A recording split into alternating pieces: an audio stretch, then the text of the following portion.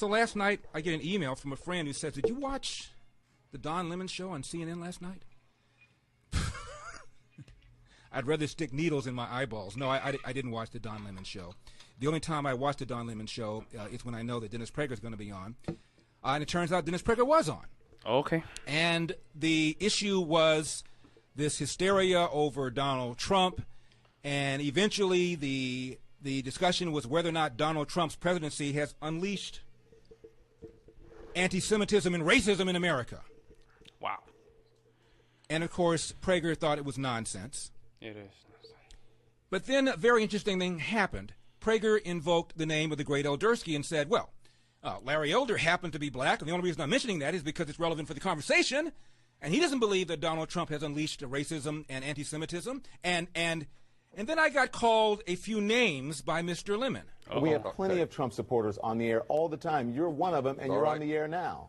Right, fine. I think that's terrific. I didn't talk about you, but I think the ratio, Larry Elder, a colleague of mine, who happens to be black, I think it's only relevant because we're talking about racism here, and doesn't think Trump has unleashed racism, did a CNN analysis, and it just seems because that he's black, it doesn't mean that he is aware, and it doesn't mean that he is smart. Oh, he's very aware. Yeah. He's one of the brightest guys I know. Wow. Ooh.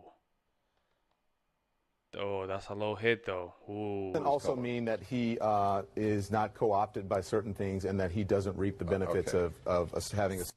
What? Not co-opted by certain things? What the bleep does that even mean? Yeah, what does that mean? Don Lemon was calling me an Uncle Tom, but he's smart enough to know that calling me Uncle Tom might get him suspended if not fired. So he needed another word, but that's what he meant. And what Dennis was saying is, of the pundits that were used either pro-Trump or anti-Trump on CNN, and Don Lemon cut him off, 96 of them were anti-Trump. 7 of them were pro-Trump. That's the point Dennis was trying to get in when Mr. Lemon cut him off. And we have plenty of Trump supporters on the air all the time. You're one of them, and you're on the air now. Right, fine. I think that's terrific. I didn't talk about you, but I think the ratio, Larry Elder, a colleague of mine, who happens to be black, I think it's only relevant because we're talking about racism here, and doesn't think Trump has unleashed racism, did a CNN analysis, and it just seems because that he's black, it doesn't mean that he is aware, and it doesn't mean that he is smart. Oh, he's very aware. He's one of the brightest guys I know. And it doesn't also mean that he is not co-opted by certain things, and that he doesn't reap the benefits of us having a... Now let's talk a little bit about Mr. Lemon, shall we? I was asked by a radio station earlier, did it bother me what he said? And I'm reminded about an exchange that took place in the book called The Fountainhead, Ayn Rand. Mm-hmm. And the hero of the book, Howard Rourke, was asked how he felt about somebody. Peter Keating was the guy that asked him, and they were kind of rivals. And Peter Keating said of Mr. Rourke, "What do you think of me?" And he said, "I don't." And that's how I feel about lightweights like Don Lemon and Mark Lamont Hill and Michael Eric Dyson. They're all the same. These are all educated people, tenured people in the cases of the ones that are at colleges, making 6 figures, perhaps even more than that, sitting around bitching and moaning and whining about how bad things are for other people. See, they were able to make it. Somehow, that's a good thicket point. of racism. That's a good point. So they managed to get to the point of the castle. Now you see all the peasants from the top of the castle, and now you're telling them about struggles, right? That's how it is. So you're talking about struggles, how struggles are bad. With eating chicken with one hand, eating cake without another, and on top of the castle, man. Come on. Why not teaching them how you got to the top of the castle, huh? Oh, you can't, of course. Navigate through that. Somehow they were able to cut down and deal with all of the institutional, systemic, structural racism that holds everybody else back. Didn't hold them back, of course, because they're... There you go. See what I already said. Talented, lucky. What's the analysis here? And I think it was the last time I was on Don Lemon's show. I happened to quote a poll that was taken by an organization called, I can't think of the name of the organization, or I thought of the name of the organization, it's called CNN. CNN Time did a poll in 1997, that's 20 years ago. They asked both black teens and white teens the following question: is racism a major problem in America? Not too surprisingly, both the black teens and white teens said yes. But then they asked the following question of black teens: is racism a big problem, a minor problem, or no problem in your own daily lives? 89% of the black teens said it was a little problem or no problem in my own daily life. And this is a real bombshell takeaway. Wow. Twice as many black teens as white said failure to take advantage of available opportunities is a bigger problem than racism. End of quote. That's a Time CNN poll 20 years ago. Wow. That is very interesting. Let's take the picture of the culture. This is post Martin Luther King. This is post civil rights. Already running. Full momentum. But the seeds were not planted yet. This generation C, boomers in their 20s. Or late 20s. There's no internet. Internet probably was only for the rich. Windows 1995 was right there in the corner. It just shows you how culture can really, really change things. And the fact that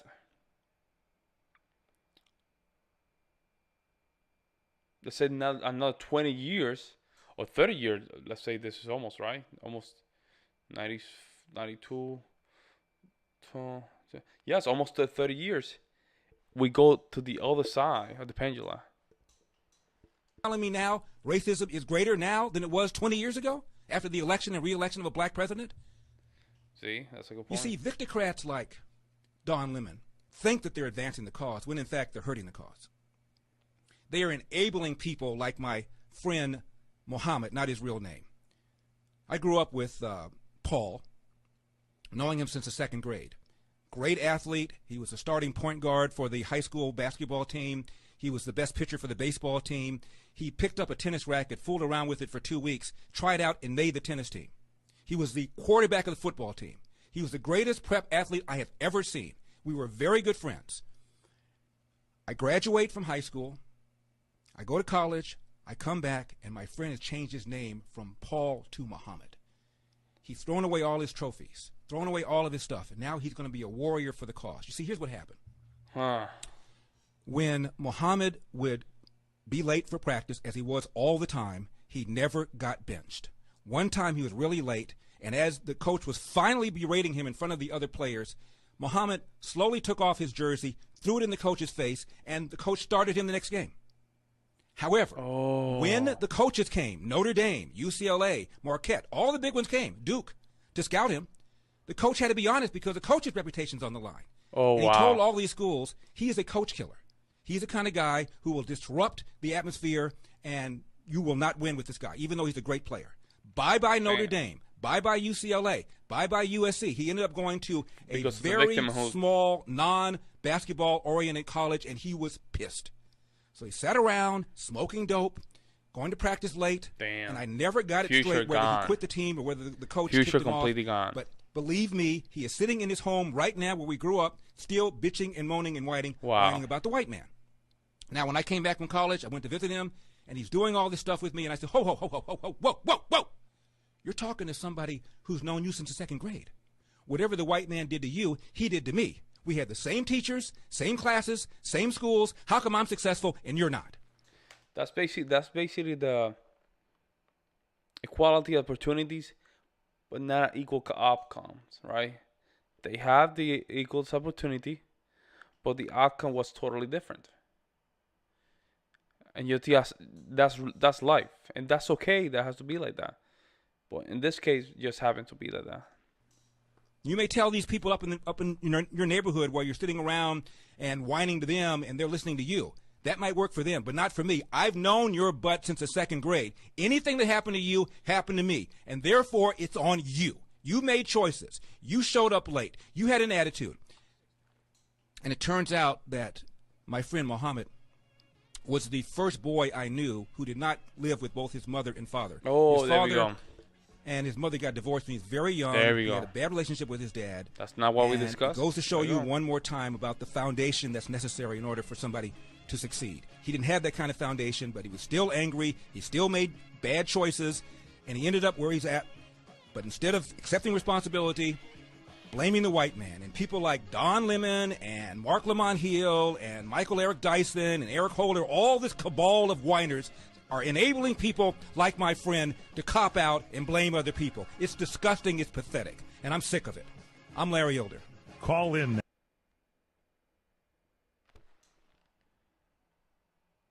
And we don't have time for Okay. charlatans, and we don't have time for flim-flam.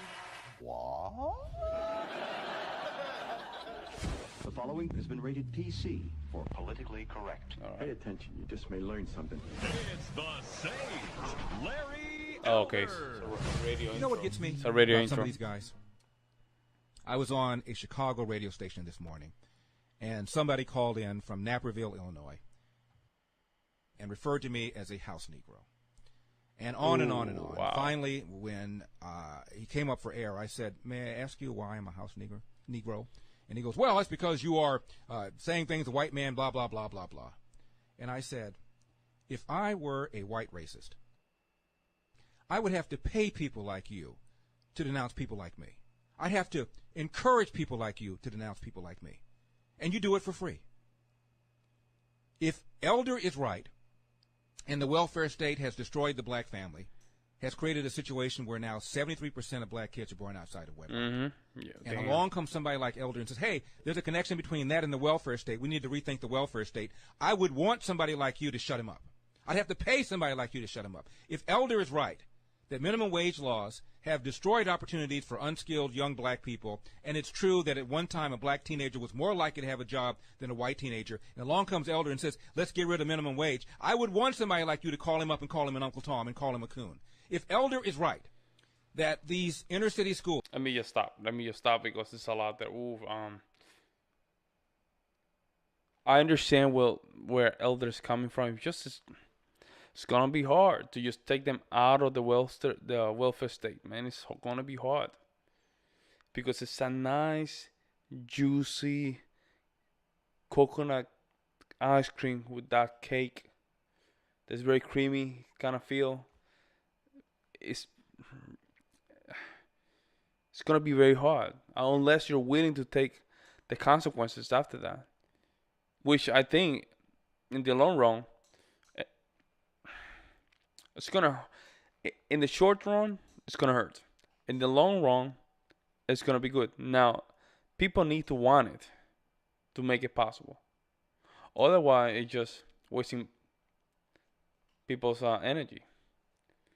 He's right. He just, this thing about the welfare state, it's another conversation.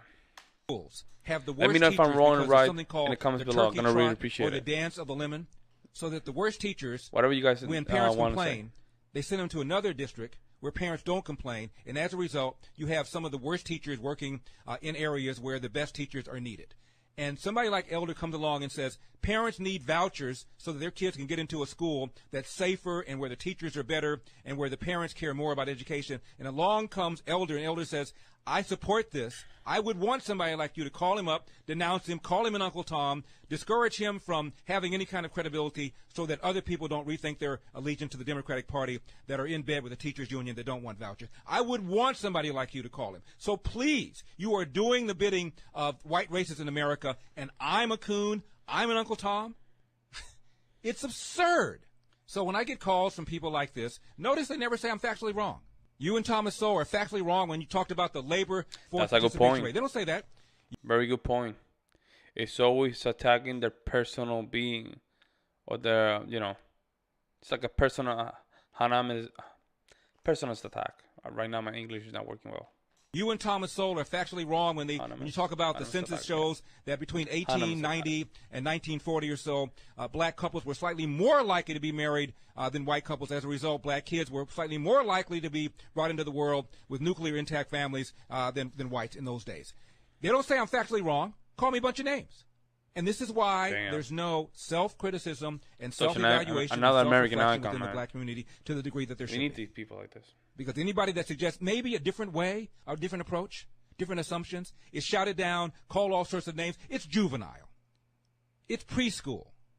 And all it does is make things worse because assumptions are not challenged. And 95% of black people go down like lemmings and pull that lever for the Democratic Party that does not want choice in schools, that wants to raise the minimum wage to $15. Are you kidding me? Even Joe Biden's economist, Jared Bernstein, says $15 an hour is too high and it would hurt people. Is this thing on? Yeah. But I'm a bad guy. I'm an Uncle Tom.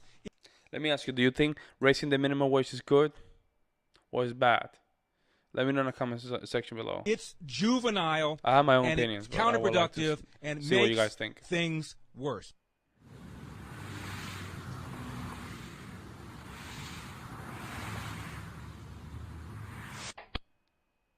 Oh, then that was good. Well, to keep it short, again, these are folks that they've been thinking about these topics for years. This is not something that they wanted to just grab a microphone and start talking. No, they know their stuff and they know what the hell's going on. And a lot of their solutions, they sound harsh, strong, but I think, in my opinion, I think they should be implemented. I mean, at least try.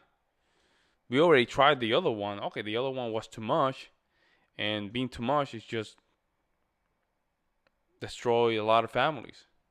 I don't know, it's just my opinion. Larry Elder, I might just keep reacting to him. He's very good. It's very good. He just give me a glimpse of things. It put me, I get to listening mode when I hear him. That's good. That's good. That means I'm listening to his idea. I'm listening what he had to say. I'm learning. I like that. Let me know what you guys think in the comment below, and I'm going to really appreciate it.